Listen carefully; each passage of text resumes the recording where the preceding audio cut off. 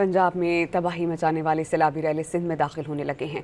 गुद्दू के मकाम पर ऊंचे, सखर बिराज पर दरमियाने, कोटरी के मकाम पर निचले दर्जे के सैलाब ने कच्चे में देहात डबो कर रख दी हैं। बड़े पैमाने पर ज़र्राई अराजी ज़ेर आब है। नवाबशाह में एक शख्स सैलाब में डूबकर जान गंवा बैठा। बनु आकिल के करीब कच्चे के मुतासरीन की कश्ती उलट गई, कोई जानी नुकसान नहीं हुआ।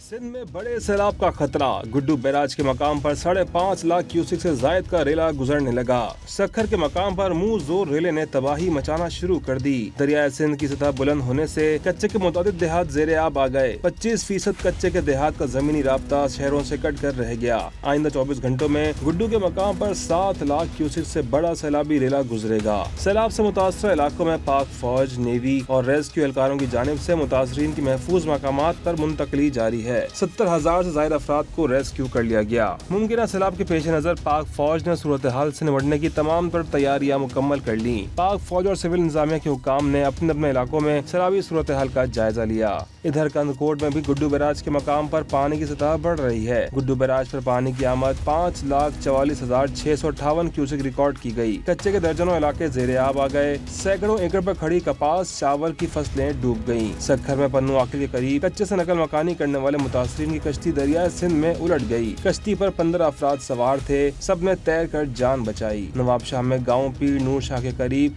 50 साल शख्स सैलाबी पानी में डूब कर जाँ बहक हो गया। सेवन के मकाम पर दरियाए सिंध के पानी की सतह में मुसलसल इजाफा होने लगा। गुड्डू और सखर से आने वाला सैलाबी रेला आइंदा चंद रोज में सेवन पहुँचेगा। ठट्टा में गाँव रमजान मल्लाह के 100 से ज्यादा घर पानी में डूब गए। बेघर अफराद ने करीबी बंद पर पनाह ले ली। दादू में दादू मोरो पुल के मकाम पर सैलाबी सूरत हाल है। कच्चे के कई गांव सैलाबी पानी की लपेट में आ गए। मकीन अपनी मदद आपके तहत महफूज मकामात पर नकल मकानी कर रहे हैं। नौशहर फिरोज में जमींदारी बंद टूटने से कई गांव डूब गए। मकीन अपने घरों में महसूर होकर रह गए। सैलाब से कई देहात का जमीनी राब्ता मुनक़ता हो गया।